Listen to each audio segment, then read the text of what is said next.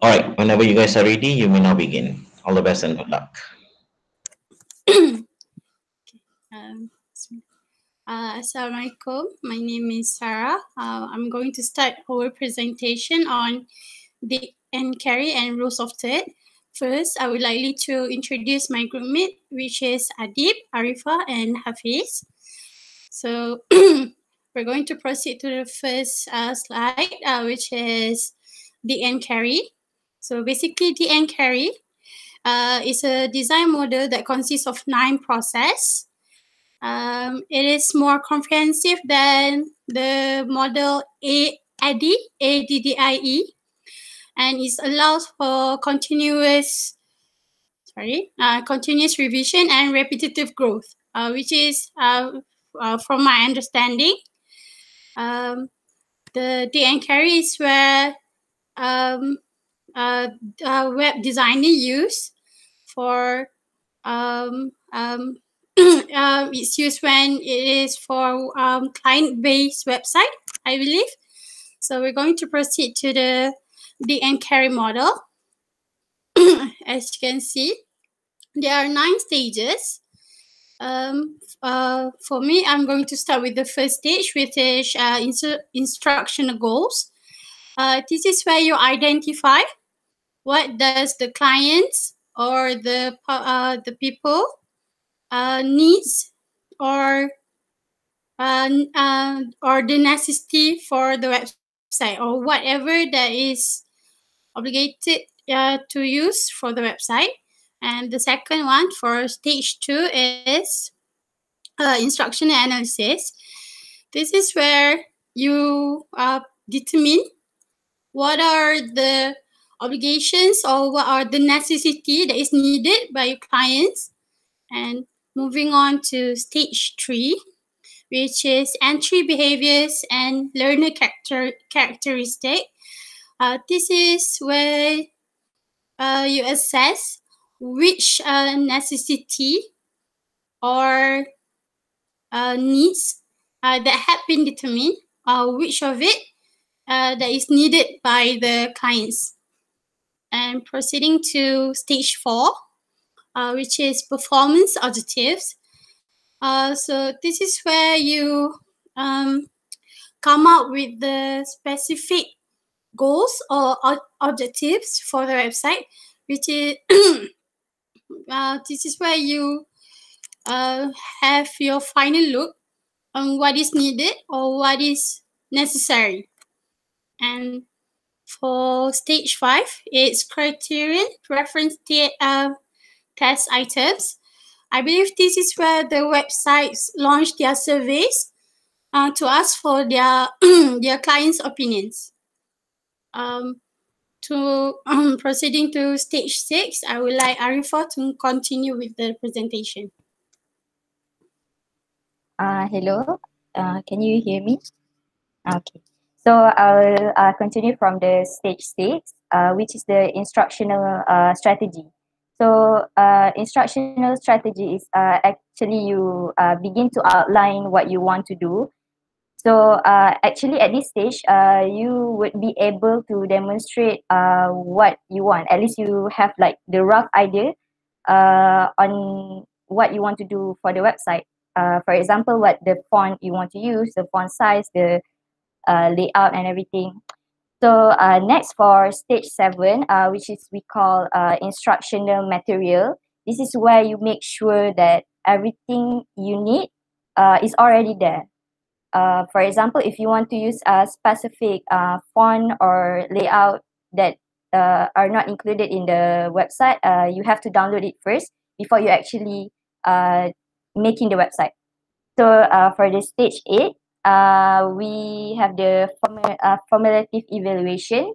It is actually where you evaluate back the website that you have done, and from the what you evaluate, you need to look at how the website actually impact your client. Does your client like the website or not, or whether the website actually fits in the theme that you want to write about the website. So the last stage is actually stage number 9, which is you what we call it the evaluation. You evaluation and you see a wrong or most probably something you improve on the website. And from there you can begin to like improvise uh, a website. So about we actually need to use this kind of model. We the website for our animals. Actually, I think it's a good model to follow. It helps us to what we call it. It helps us to like keep us to do our website. So some website that uses the this kind of models is actually YouTube.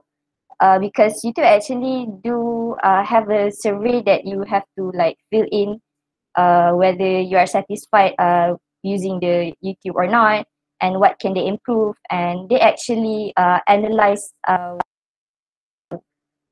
watch them so that they can like suggest you the type of video you usually watch. So next, I will pass this to Muhammad Adi. Okay, hello, test mic. Is it okay? Can you guys hear me? Yes, okay. So the rules of third, probably the most golden rules out of any golden rules in photography and cinematography. But actually, way back in the Renaissance time, in the old time, painters already used this in their painting method. Okay, before this, they try to put their main subject in the middle of the frame, but instead they recognize that if they can move the subject that they want to focus in the third part of the frame, either the left, the right, or the top, they realize that eventually they will create more dynamic situation, dynamic looks for the viewer that look the painting to give more communication.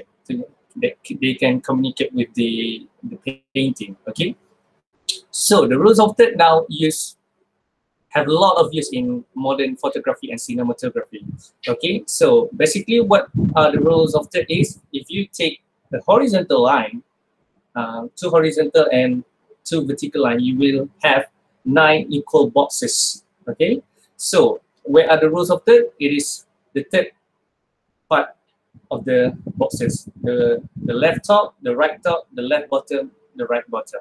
And there are 4 intersection points. As you can see, this one, this one, this one, and this one. As you can see in the 4th slide, I have put the horizontal and the vertical line. So there are 4 points of interest that we can see, okay, over there.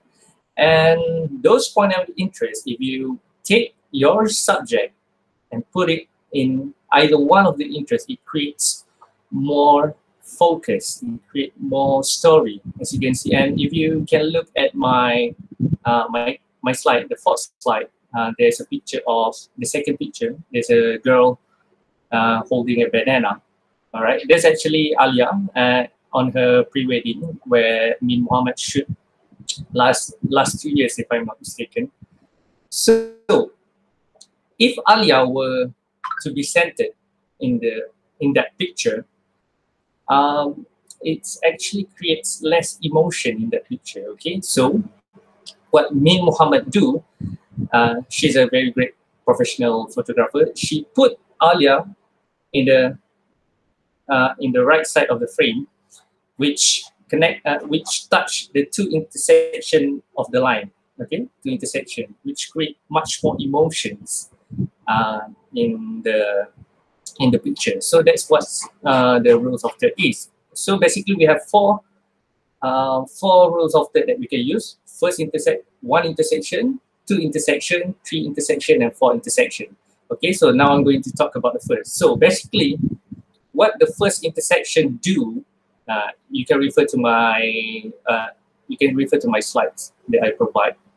You can see there is a boy going up to the stairs, and the wall over there just going blur, and your eyes directly focus to the boy, is it? Right.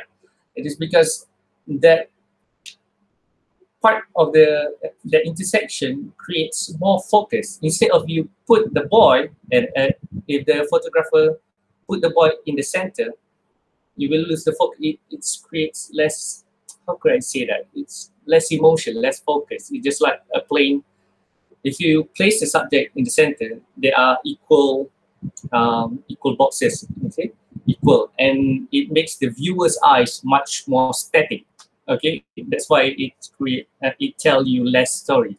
So when the photographer takes and put them in one intersection line, it creates much more story. Because the viewer's eyes tend to go more, oh, this, we have a wall over here, we have the boy over here, the stairs over here. So that's what the story looks like.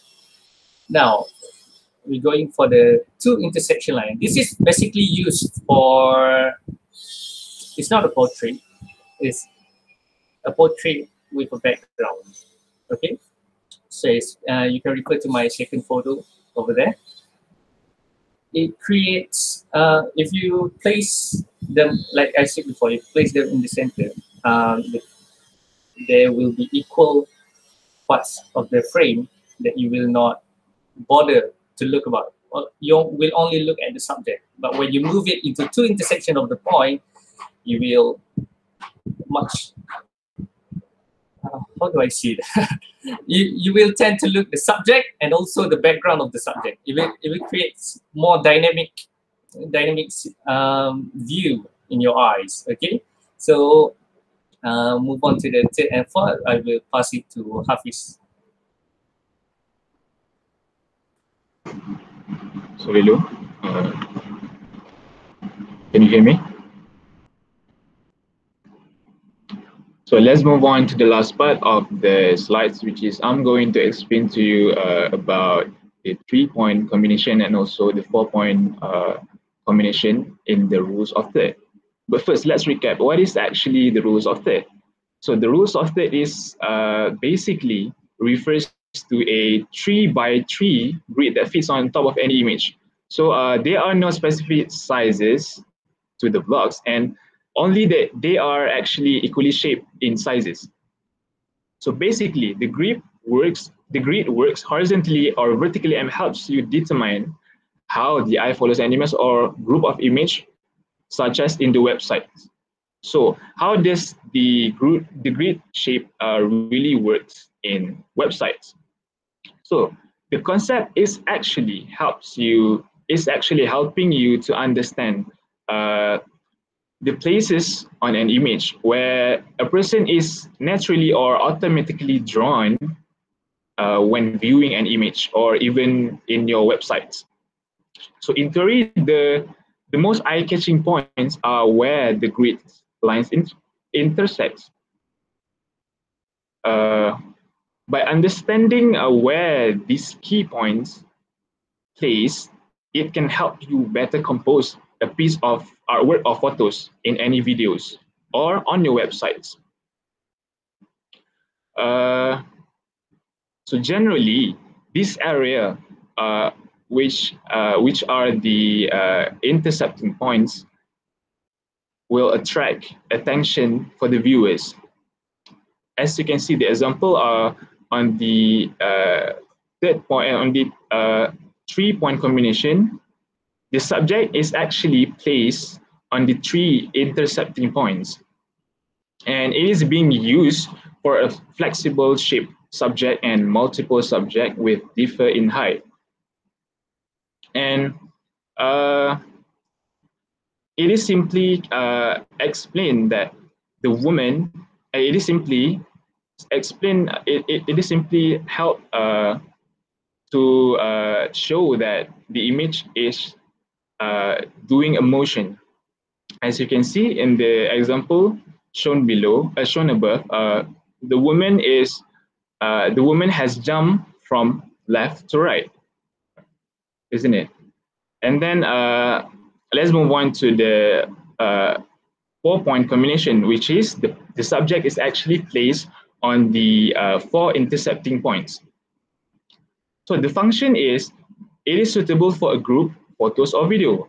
But in this case, we use the 4 intercepting line to focus on in the center area.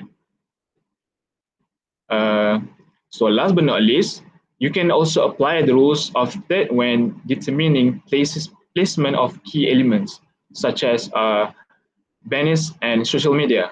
And you can also, on the content page, use the rules of third to help you determine where to place images to help your readers to focus when visiting your websites. I think that's all for me.